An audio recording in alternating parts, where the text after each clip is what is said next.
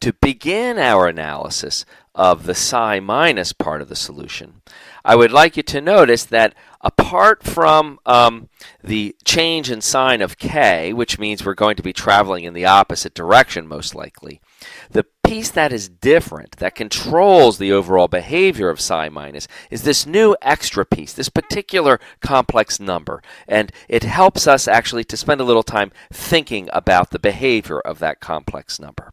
So let's call that complex number, it's k1 minus I alpha 2. And alpha 2, remember, is actually a function of k1 divided by k1 plus I alpha 2. Let's just call that some general name for a complex number. We will call that z. Now, as we all know, any complex number is characterized by two different real numbers. One real number is the magnitude of the complex number.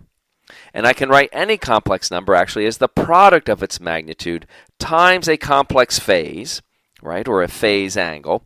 And the name for the phase angle of a complex number is called arg of z, the argument or the phase angle associated with z.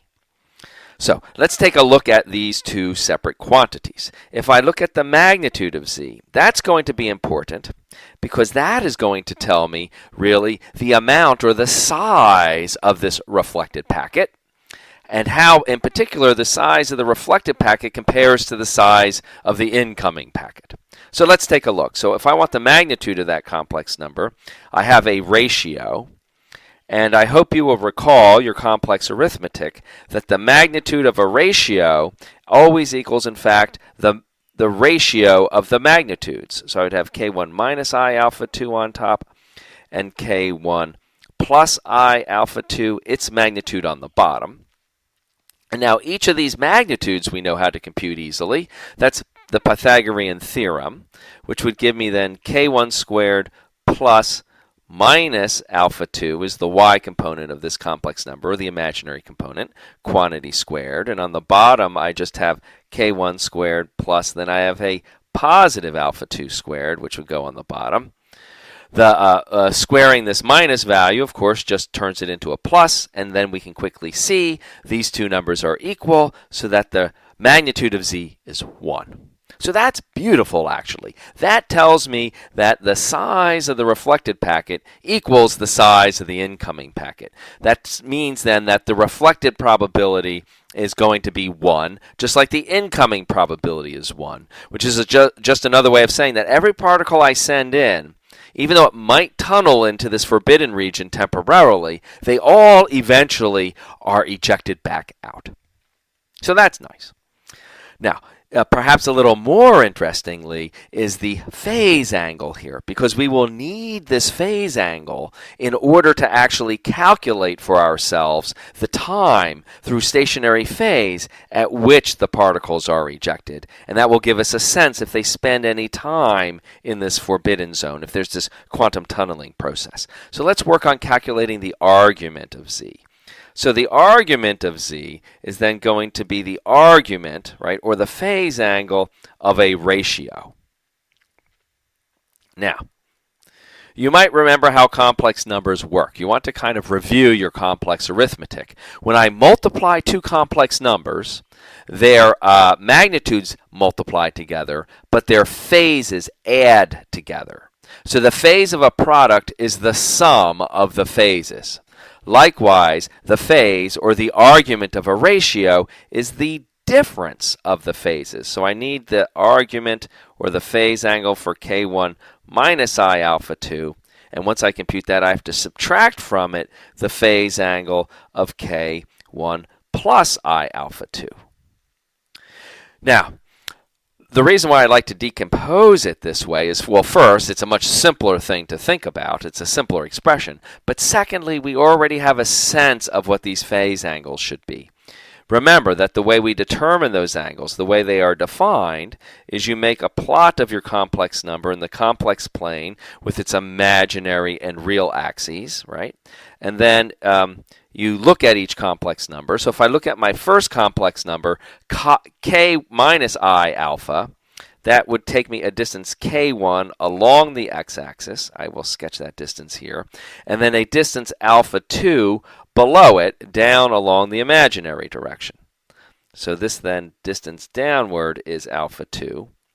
And then the phase angle, the argument here, is defined as the angle that that complex number makes with respect, here I'll put it up here a little bit, makes with respect to the horizontal or real axis. Now in this case, I am at an angle theta, but I am below the axis. So in my diagram then, corresponding to my diagram, the argument of this complex number would be minus this particular angle in my sketch. Now for the second complex number, that's k1 plus I alpha 2, that complex number would appear up here. Above the out again along the horizontal, the real axis by k1, but now I go up a distance alpha 2, and that's a different angle. That would be this angle up here. Well, technically it's a different angle, but notice it actually is equal to the angle down below. I've got two similar triangles, although my diagram doesn't quite look like it, because these two lengths here are the same. So this angle here actually is the angle theta in my diagram. So my final result is I get minus twice the angle in my diagram. Now the angle in my diagram, right, I want to get everything in terms of k1. To determine this angle, I could consider taking the arc tangent of alpha 2 over k1, but we have an even simpler, more useful expression in terms of just k1, because this right triangle, and what gave us the instinct actually to decompose things this way, is something very familiar to us. That is that secret trick we have that relates k1 and alpha 2. The hypotenuse of that triangle is just my constant q0, which tells me my potential. So this hypotenuse then would be q0 in both cases. And I hope then that you can see from the diagram that theta then, right, the cosine of theta would be the horizontal length k1 divided by my hypotenuse. So therefore theta is the arc sine of the adjacent side, which again is k1 was this horizontal distance, k1 over q0. So the bottom line is that the argument of my complex number z, right, where the complex number z is just this number, is minus twice the arc cosine of this factor k1 divided by q0. Terrific. Now we fully understand this complex number that gives me sort of the complex amplitude that is associated with my reflection. We've talked about the magnitude giving us the same size packet coming back. Now let's consider stationary phase. Let's consider where and when we can expect this packet. Our analysis is going to be just like it was for the positive going packet, right? I've got this overall integral breaks into an amplitude part, which is over here. There's no contribution to the amplitude from this because it has unit amplitude, right? And everything else is phase factor. So I have an amplitude which is still peaked around the value of k0. K0 is the incoming momentum with which I send my particles. The remainder then is the phases whose derivative I need to set to 0 and then evaluate it when k1 equals k0. Now the phases that I pick up, I want you to notice, are the phase angle I just computed, an additional phase of minus k1x now, and then finally my standard time-dependent phases. So therefore, if I want to find the maximum position for the minus packet as a function of time t, the equation that determines it is when I say 0 must be the derivative with respect to k1, that's my stationary phase, evaluated for the location where k1 is set equal to my incoming momentum, my peak incoming momentum, and then it's the derivative of my phases, which are, as we had just determined, this factor of minus 2 times the arc cosine of k1 over q0. That is the phase that's coming from this complex reflection amplitude. There was also the minus k1x from the pure momentum state of backwards momentum, e to the minus ik1x. And then finally, the usual time-dependent part, which was h bar k1 squared over twice the mass of the particle times time t. So I've got it now, right? I've translated the physics in my solution here into a mathematical problem. I now need to go ahead and take this derivative. Now, let's see. So let's proceed then. So the derivative of, well, minus 2 is a constant. Now the derivative of arc cosine might be a little unfamiliar to us, but there's a little trick. I guess I'll draw it for you up here. I just want you to notice something. You will recall that cosine means the complementary sign. It is the sign of the complement of an angle. That means if I have any two values and I take their arc cosine and I take their arc sine, those two resulting angles have to be complements of each other. And two angles, when they're complements of each other, the total sum of those angles is actually equal to pi over 2. So therefore, the arc cosine of a value is pi over 2 minus the arc sine of the value, which tells me also that the x derivative of the arc cosine, right? The derivative of the arc cosine function is just minus the derivative of the arc sine function. That's a handy little math fact that I'd like you to remind you of. So therefore, when I take this derivative, I need the derivative of arc cosine, but I can just use minus the formula that I do remember for the derivative of the arc sine. And that derivative that I remember is 1 divided by the square root of 1 minus the argument, which in this case is k1 over q naught, quantity squared. Now, that takes the derivative of the arc cosine function. But I need to apply the the chain rule. And for the chain rule, remember, I also have to take the derivative of the inside piece of the function with respect to k1, which then pulls out an additional factor of 1 over q naught. And that completes then the derivative of the first piece. Now, there's certainly some simplifications we can make here, and we will in a moment, but let's not lose our train of thought. Let's continue where we were, just taking this derivative and simplify our result later. The k1 derivative of the next term is like we had gotten before, but now it is a minus x instead of a plus x because of the negative k1. And then the last piece gives me the derivative that I had last time, right? I get minus h bar times k, now not k squared because I took the derivative. The 2 comes down and kills the half in the denominator, so divide by m. And then don't forget, I'm evaluating where k1 equals k naught, so this is actually h bar times k naught. And finally, it has just this factor of t, time t. Okay, now let's try to simplify our expression a little bit. The first thing that's noticed is that we've got these two minus signs. That's easy.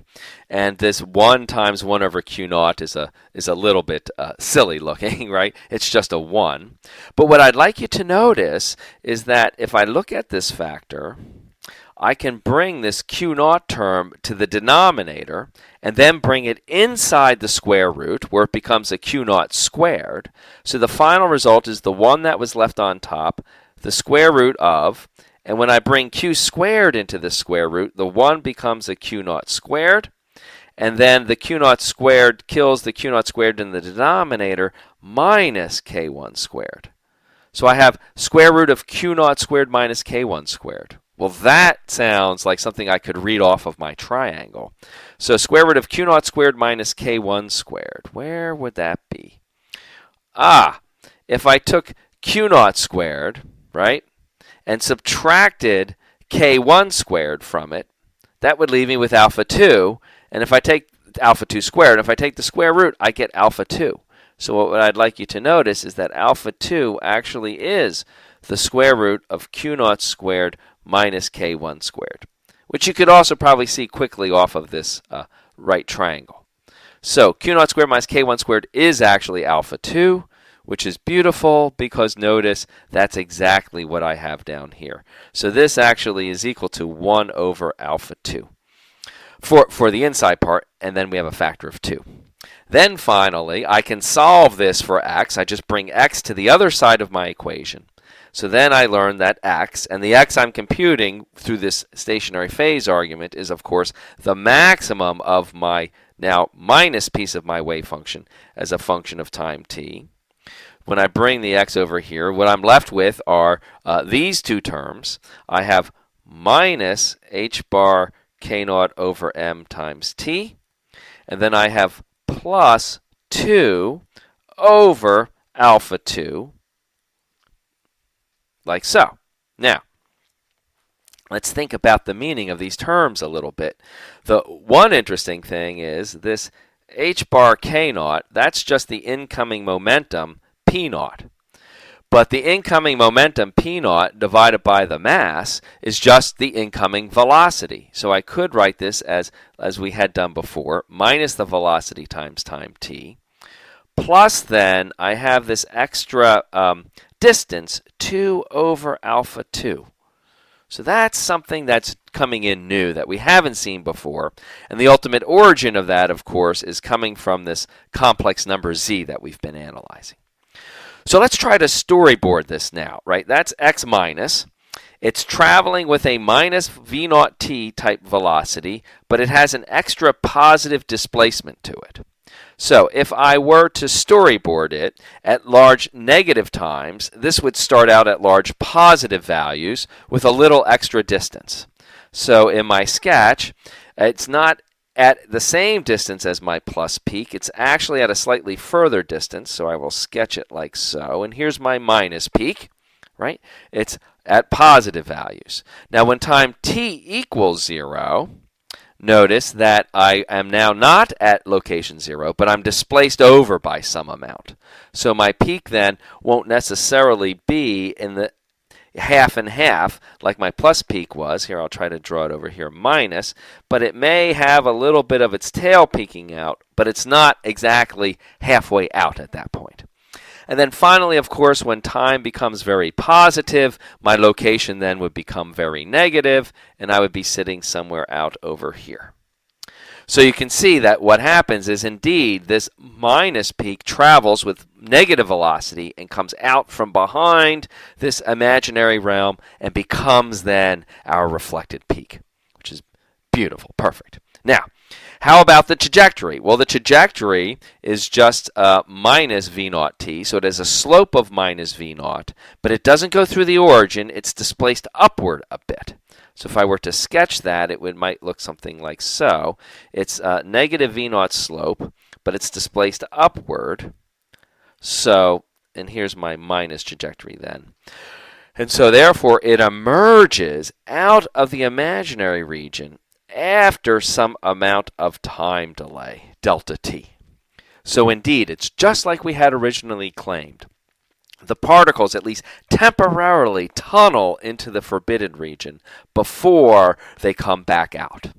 The final thing we can ask is, what is the value of this time delay? And we can obtain that by rewriting our expression here slightly. I could rewrite this as minus v naught times t minus 2 times 1 over alpha 2, then divided by v naught. So you can see it's just coming out like minus v naught t, an instantaneous type of reflection, except it's delayed some amount of time. This is my time delay. Interesting. So the last thing I'd like to do is to try to make a little physical sense out of this. Why is it that we have this particular value? Well, it looks like what we have is some distance that we've traveled divided by our velocity. And that, of course, gives us time. So this is some distance over velocity. Now, the distance itself, notice, is interesting. It's 1 over alpha 2. 1 over alpha 2, remember, is the characteristic penetration length into this exponentially decaying forbidden region. So it's almost as though we've traveled a distance alpha 2 in, right? And then we have to come back out so we can even understand the other factor of 2. So it's just twice because we have in and out times 1 over alpha 2, which is the penetration distance. So we can even understand intuitively then why we get this time delay in terms of this picture of the particles quantum tunneling into that forbidden region.